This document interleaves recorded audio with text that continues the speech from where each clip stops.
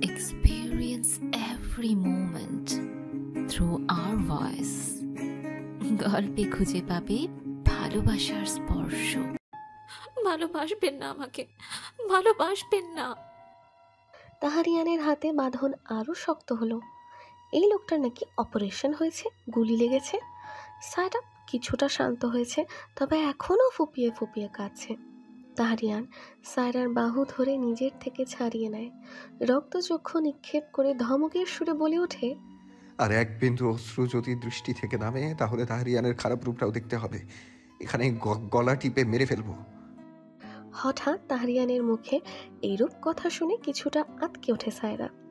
তাহারিয়ানের সায়রার প্রতিক্রিয়া দেখে হাসি পাচ্ছিল, কিন্তু হাসি চেপে রেখে আগের ন্যায় কঠোর কণ্ঠস্বরে বলে, আমার জন্য একটি শার্ট নিয়ে এসো, বাড়ি যাব। বলতে বলতে কেবিনের বারান্দার দিকে চলে গেল। সায়রা বাইরে এসে দেখে লিনা আর দোহা কথা বলছে। দোহাকে এই মুহূর্তে এখানে দেখে কিছুটা অবাক হয় সায়রা। সায়রাকে দেখে দোহা এগিয়ে আসে। ইয়ং, ঠিক আছে তো? সায়রা উপর নিচ মাথা নাড়ায়। দোহা স্বস্তির নিঃশ্বাস ফেলে, তারপর বলে, ইয়ং যে এভাবে চলে আসবে বুঝতে পারেনি। আমার পায়ে তো আগেই গুলি লেগেছিল, তাই যখন জানতে পারলাম ইয়ং এখানে আসছে আমি চলে আসি। আমাকে বাধা দেয়নি। সায়রা লিনার দিকে তাকিয়ে দোহাকে বলল, লিনাকে বাড়িতে নিয়ে যান, ওর বিশ্রামের দরকার। আর এই মুহূর্তে আপনার কাছে যদি কোনো শার্ট কিংবা গেঞ্জি থাকে তাহলে সেটা আমাকে দিন। দোহা সায়রাকে কিছুক্ষণ অপেক্ষা করতে বলে চলে যায়। মিনিট 20 পর একটি প্যাকেট নিয়ে ফিরে আসে। সায়রার হাতে দিয়ে লিনাকে নিয়ে চলে যায়। সায়রা কেবিনে গিয়ে তাহারিয়ানকে খোঁজে, এখনো বারান্দায় দাঁড়িয়ে আছে। সায়রা বেডের উপর রেখে কোনো শব্দ না করে বেরিয়ে যেতে চেয়েছিল, কিন্তু পেছন থেকে তার ডাক পড়ে, দাঁড়াও। সায়রা পেছনে তাকায়। তাহারিয়ানকে উদম গায়ে দেখে সায়রার অস্বস্তি লাগছিল। তখন তো অন্য এক ঘরে ছিল, কিন্তু এখন সায়রা চোখ নামিয়ে নেয়। তাহারিয়ান বেড থেকে শার্টটা তুলে গায়ে জড়ায়। সায়রার সামনে দাঁড়িয়ে বলে, বোতাম লাগিয়ে দাও। সায়রা কপাল কুঁচকে তার দিকে তাকায়। আমি পারবো না। তাড়াতাড়ি। বললাম তো পারবো না। পুরোটা বলার আগেই সায়রার ওষ্ঠাধর নিজের ওষ্ঠাধরের সাথে মিশিয়ে নেয়। এক হাতে সায়রার কোমরে, আর এক হাত সায়রার চুলের ভাঁজে। পরম আবেশে সায়রার ওষ্ঠাধরের ছোঁয়া উপভোগ করছে তাহারিয়ান। সায়রাও নিজের চোখ বন্ধ করে নেয়। তারা যে এই মুহূর্তে হসপিটালে আছে তা হয়তো ভুলেই গিয়েছে। সায়রার নিঃশ্বাস ভারী হচ্ছে, বিষয়টা তাহারিয়ান লক্ষ্য করে। সায়রাকে ছাড়িয়ে নিয়ে ভ্রু কুঁচকে সায়রাকে বলে, তুমি যে এতটা অসভ্য আগে জানতাম না। হাসপাতালের কেবিনে একলা একটি অসহায় ছেলেকে পেয়ে এভাবে, ছি ছি, লজ্জার ব্যাপার। ব্যাপারটা মোটেও ভালো না। এখনো সময় আছে, ভালো হয়ে যাও। এই কথা বলেই মুখ ভেঙে তাহারিয়ান উল্টো দিকে ঘুরে শার্টের বোতাম লাগাতে থাকে, আর সায়রার কিংকর্তব্য বিমূঢ় হয়ে দাঁড়িয়ে থাকে। কি সুন্দর নিজের দোষটা তার উপর চাপিয়ে দিল। এখন তো প্রচুর পরিমাণ অস্বস্তি হচ্ছে তার। সায়রা কেবিন থেকে চলে যেতে নিলে তাহারিয়ান পেছন থেকে বলে, ভেবেছিলাম বিয়ে করেছি, বউ শার্টের বোতাম লাগিয়ে দেবে। এখন যা অবস্থা দেখছি, লাগিয়ে দেয়া তো দূর, খোলার কাজটাও আমাকে করতে হবে। তাহারিয়ানের লাগাম ছাড়া কথায় গাল লাল হয়ে গেল সায়রার। কান দিয়ে যেন ধোঁয়া বের হচ্ছে। কানে হাত দিয়ে দ্রুত কেবিন থেকে বেরিয়ে গেল। এই বদলোকের কথা শোনার মতো না। প্রত্যেকটি কথা তাকে অস্বস্তিতে ফেলার জন্য যথেষ্ট। শীতের বরফ কণার উপর দিয়ে হেঁটে চলছে সায়রা, তার পেছনে তাহারিয়ান। বাড়ি যাওয়ার জন্য হসপিটাল থেকে বের হলেও তাহারিয়ান নিয়ে এসেছে অন্য একটি জায়গায়। সায়রাও আর কথা বাড়ায়নি। অন্য কেউ হলে কি গুলি লাগার পরও এতটা স্বাভাবিকভাবে চলাফেরা করতে পারত? এই ভাবনায় মশগুল সায়রা, অথচ এই লোকটা স্বাভাবিকের চরম পর্যায়ে। কিছু দূর হাঁটার পর দুজনেই থামলো একটি পুরনো প্রাথমিক বিদ্যালয়। দেখেই বোঝা যাচ্ছে বিদ্যালয়টি প্রায় অনেক বছর যাবৎ বন্ধ। তাহারিয়ান সায়রাকে নিয়ে স্কুলের ভেতরে গেল। ছোট্ট একটি স্কুল। স্কুলের পাশ দিয়ে একটি নদী বয়ে গেছে। নদীর ঠিক সামনে বিশাল বড় একটি চেরি ফুলের গাছ, এটাও অনেক পুরনো। তাহারিয়ান সায়রাকে নিয়ে গাছের সামনে যায়। সায়রা গাছটাকে দেখেই চিনতে পারে, এখানে তারা অতীতে বহুবার এসেছে। একসাথে বসে কত সময় কাটিয়েছে তার হিসেব নেই। গাছে গোটা গোটা অক্ষরে খোদাই করে লেখা, রিয়ানের কিরণ। সায়রা হাসে। নিচ থেকে একটি পাথর উঠিয়ে আবার লিখে রাখে, শায়রিয়ান love for ever.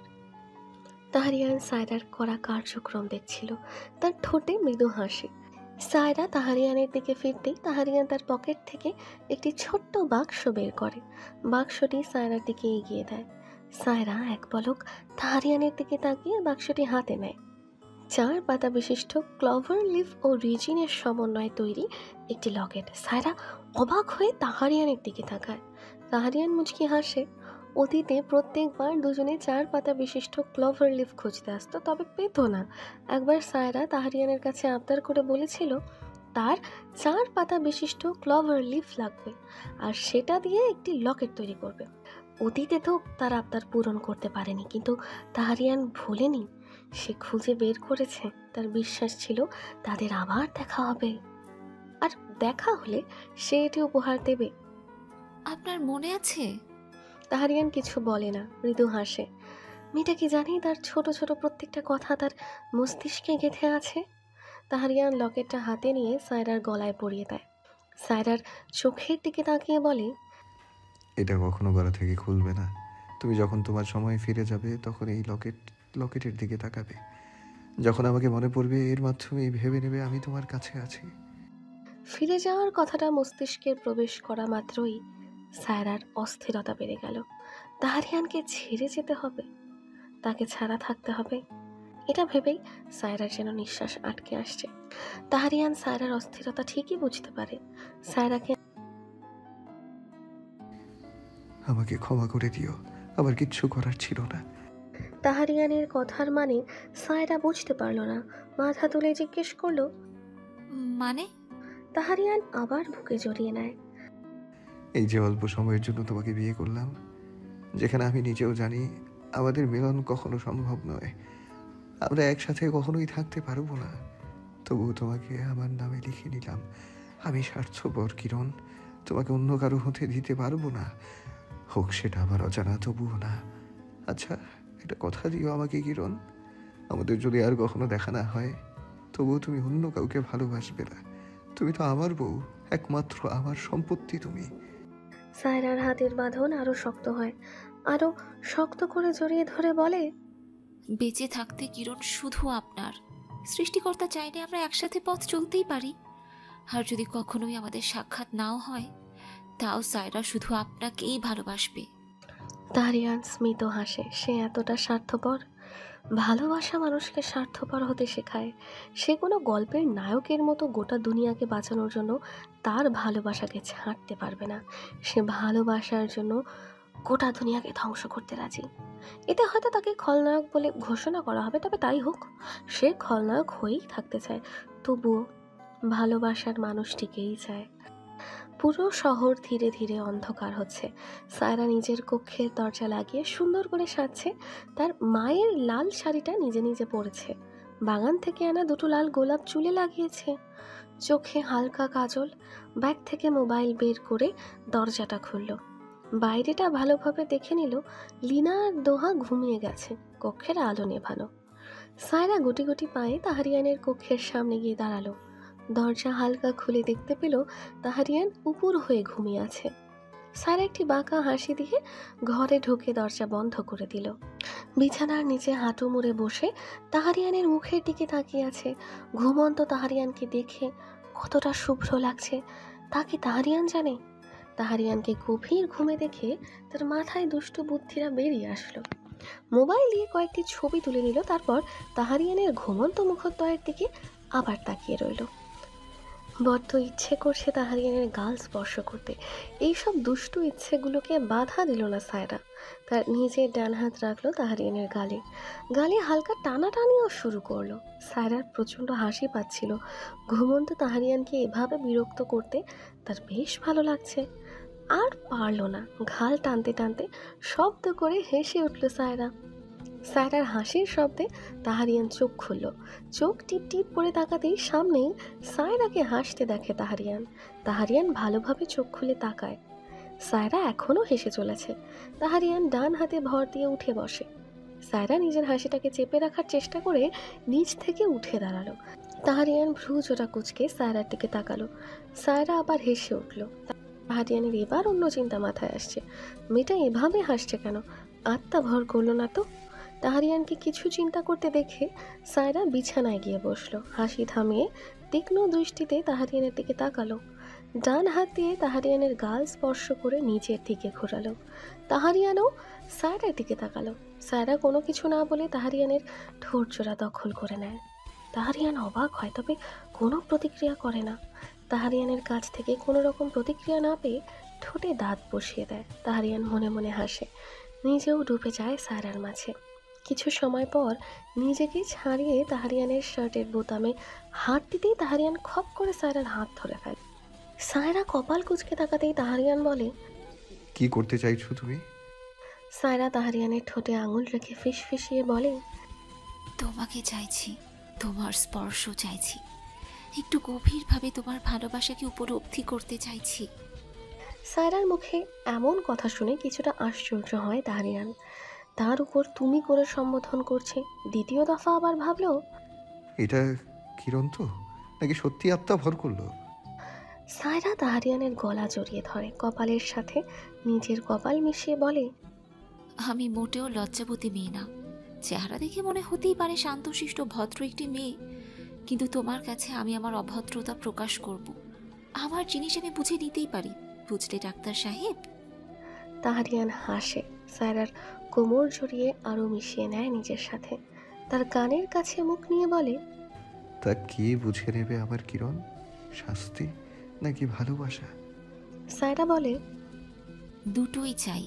I really badly want your love. I love you, I need you, I want you so badly. Taharian আর বাধা দেয় না, নিজের ঠোঁট কামড়ে বাঁকা হাসে।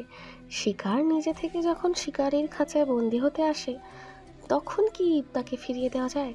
আর শিকারী যদি হয় ক্ষুধার্ত এক সিংহ, সেখানে আর বাধা কিসের? তাহারিয়ান সায়রার কানের কাছে মুখ নিয়ে বলে, ক্ষুধার্ত সিংহের কাছে বন্দী হতে এসেছো? এর জন্য তো কঠিন যন্ত্রণা পোহাতে হবে love. My love, I want to see you in my imaginary universe. Love you. নতুন এক ভোরের সূচনা। সূচনা হলো ভালোবাসার নতুন একটি অধ্যায়, তবে তা কতটা সময় স্থায়ী থাকবে কেউ জানে না। সায়রার ঘুম ভাঙতেই নিজেকে তাহারিয়ানের উন্মুক্ত বুকে আবিষ্কার করে। মাথা তুলে তাহারিয়ানের ঘুমন্ত মুখোদয়ের দিকে তাকিয়ে থাকে। কি অদ্ভুত সুন্দর লাগছে। সায়রার খুব ইচ্ছে করছিল ঘুমন্ত তাহারিয়ানকে ছুঁয়ে দিতে, নিজেকে বাধা দিতে ইচ্ছে করলো না। হাত রাখলো তাহারিয়ানের গালে। তাহারিয়ান নড়ে চড়ে উঠতেই হাত সরিয়ে নেয়। বিছানা থেকে নেমে চলে যায় গোসল করতে। সায়রা চলে যাওয়ার পর তাহারিয়ান চোখ খুলল। ঠোঁটের কোণে ফুটে ওঠে মৃদু হাসি। অবশেষে প্রাপ্তি। সময় সবকিছু এলোমেলো করে দিয়েছে, সবকিছুই পরিস্থিতির বাইরে। তাহারিয়ান নেই, নাচে তার খবর। অপরদিকে অলিভিয়া সায়রার উপর রেগে আছে। কিছু কারণে এতদিন আসতে পারেনি সে। গতকাল অলিভিয়া অনেক রাগারাগি করেছে। সায়রা চুপচাপ শুনেছে। সায়রার মস্তিষ্কে একটি কথাই ঘুরছে, তাহারিয়ানকে বাঁচাতে হবে। তারাও এখন বিপদে, পরিস্থিতি এখন হাতের বাইরে। তাদের বাড়িতে মাইন ফেলেছিল বিরোধী পক্ষ। এতে লিনার কোনো ক্ষতি না হলেও সায়রা আহত হয়েছে। আশেপাশে শুধু মানুষের আহাজারি চলছে, কেউ বা পালাচ্ছে, কেউ বা জীবন বাজি রাখছে। সায়রা আর লিনা বাড়ির একটি গুপ্ত কক্ষে অবস্থান করছে। এই মুহূর্তে গ্রামেও যাওয়া যাবে না। সায়রা তার পায়ের বেশ খানিকটা জায়গা কেটে গেছে, সে নিয়ে তার চিন্তা নেই। চিন্তা শুধু তাহারিয়ানের জন্য। আর 3 দিন পর তাহারিয়ানের জন্মদিন। কি করে কি করবে বুঝতে পারছে না। দোহা বা তাহারিয়ান, কারো খবর জানা যাচ্ছে না। তার উপর আশেপাশে সব ধ্বংস হচ্ছে। লিনা সায়রার কাছে আসে। মুহূর্তের মধ্যে গোটা শহর ধ্বংসস্তূপে পরিণত হয়ে গেছে। সায়রা ঘরের এক কোণে বসে শুধু ভাবছে তাহারিয়ানের কথা। লিনাও পাশে বসে, দুজনেই চুপ করে আছে। তুমি তোমার বাড়িতে একা ফিরে যেতে পারবে? লিনা চমকায়, সায়রার দিকে তাকিয়ে বলে, তুমি তো পায়ে আঘাত পেয়েছো, না হলে তো সহজেই যেতে পারতাম। সায়রা লিনার হাতে একটি ছবি দিয়ে বলে, এরা আমার মা বাবা, সাথে তোমাদের দত্তক নেওয়া মা বাবাও। দয়া করে কোনো প্রশ্ন করো না, শুধু এই ছবিটা পৌঁছে দেওয়ার বলে দিও, কোনো না কোনো জন্মে আমি আবার তাদের সন্তান হয়ে জন্মাবো। লিনা রীতিমতো অবাক। কি বলছে সায়রা এসব? লিনা কিছু প্রশ্ন করতেই যাবে, তার আগে সায়রা বলল, দয়া করে কিচ্ছু জিজ্ঞেস করো না, তুমি চলে যাও। আমি তাহারিয়ানের কাছে যাব, যেভাবেই হোক। তুমি দয়া করে চলে যাও, আর আমার কথাগুলো তাদের বলে দিও। লিনা নিশ্চুপ, বলার মতো কিছু পাচ্ছে না। সায়রা উঠে দাঁড়ায়, একবার লিনার দিকে তাকিয়ে কোনো রকম ঘর থেকে বের হয়। লিনাও যায় পিছু পিছু। বাড়ির বাইরে এসে আশেপাশের পরিস্থিতি পর্যবেক্ষণ করছে সায়রা। তারপর লিনার দিকে তাকিয়ে বলে, চলে যাও, মনে হচ্ছে না যে খুব একটা সমস্যা হবে। আমি যাচ্ছি বিপরীত দিকে। সায়রা স্মিত হেসে চলে যায় জঙ্গলের মধ্য দিয়ে। লিনা কিছুক্ষণ দাঁড়িয়ে থাকে, তারপর হাতে থাকা ছবিটি একবার দেখে গ্রামের দিকে চলে যায়। লিনা থেমে যায় কারো কণ্ঠস্বরে, পেছনে তাকিয়ে দেখে দোহা পা হিচড়ে এগিয়ে আসছে। লিনার কাছে এসে লিনাকে জড়িয়ে ধরে। তুমি ঠিক আছো তো? জানো হিয়ং, যখন এখানকার হামলার কথা জানতে পারলো, সে সব ছেড়ে অস্থির হয়ে এখানে ছুটে এসেছে। লিনা অবাক হয় না, সে জানে তার ভাই একমাত্র সায়রার জন্যই সবকিছু থেকে পিছু হটতে পারে। লিনা দোহার দিকে তাকিয়ে বলে, বাড়িতে দিয়ে আসবে? দোহা মৃদু হাসে, চোখের ইশারায় আশ্বস্ত করে। জঙ্গলের মধ্য দিয়ে এগিয়ে চলছে সায়রা। হঠাৎ কেউ একজন পেছন থেকে মুখ চেপে নিচে বসে পড়ে। সায়রা ছটফট করে শব্দ করার চেষ্টা করছিল, পরক্ষণেই অতি প্রিয় কণ্ঠস্বর পেয়ে নিশ্চিন্ত হয় সায়রা। শব্দ করো না, সামনে উত্তর কোরিয়ার সৈনিক আছে। সায়রা মাথা ঘুরিয়ে তার তাহারিয়ানের দিকে তাকায়। এই মুহূর্তে তার কি পরিমাণ আনন্দ লাগছে বলে বোঝাতে পারবে না। তাহারিয়ান আশেপাশে চোখ বোলাচ্ছে, চোখের বাইরে যেতেই সায়রাকে কোলে তুলে নেয় তাহারিয়ান। সায়রার দিকে না তাকিয়েই জঙ্গল পেরিয়ে হলের কাছে পৌঁছায়। হলের অবস্থা ভালো না, হয়তো মাইন ফেলা হয়েছে। তাহারিয়ান ভেতরে চলে যায়, এখানে কারো আসার কথা না। হলের স্টোর রুমের সামনে গিয়ে সায়রাকে বসিয়ে দেয়। হলের উপরের দুতলা ভেঙে গেছে, নিচতলার তুলনামূলক ঠিক। সায়রাকে বসিয়ে তাহারিয়ান স্টোর রুমের দরজা ভাঙার চেষ্টা করে, কোনো রকম চেষ্টা করতেই দরজা খুলে যায়। সায়রাকে ধরে ভেতরে নিয়ে আসে। সায়রা স্টোর রুমে প্রবেশ করে অবাক হয়, কারণ এখানে প্রচুর পরিমাণে খাবার এবং পোশাক। সায়রা বিস্মিত নয়নে তাহারিয়ানের দিকে তাকিয়ে প্রশ্ন করে, এখানে এত খাবার? তাহারিয়ান খাবারের প্যাকেটগুলো নেড়ে চেড়ে একটি বানের প্যাকেট নিয়ে সায়রার সামনে আসে। সায়রার সামনে বসে সায়রার মুখের দিকে বানটা এগিয়ে দেয়। সায়রা তাহারিয়ানের চোখের দিকেই জিজ্ঞাসু দৃষ্টিতে তাকিয়ে আছে। তাহারিয়ান দীর্ঘশ্বাস ফেলে বলে, এই হলে অনেক দামি দামি মানুষজন আসতো, এবং যারা এখানকার সদস্য ছিল তাদের জন্য এই খাবারের ব্যবস্থা করা হয়েছিল।